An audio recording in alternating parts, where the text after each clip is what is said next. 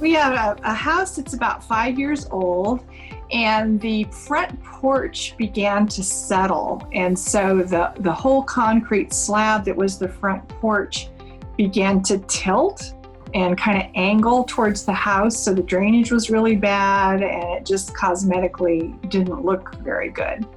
So we have the house sold, but the new buyer wanted to have that front porch problem corrected. We did an online search and then met with someone from your company. He was really super professional, explained the entire process to us. We were just really impressed from the first appointment with how professional Frontier was. You know, being out of town, I was a little bit anxious because I couldn't actually be there the day that they did the work. But the technician communicated very well with us, texting us back and forth, sending us pictures.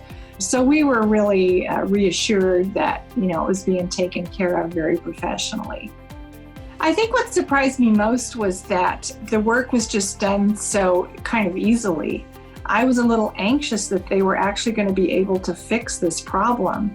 But when I saw the after photos, I was just really amazed with how well it turned out.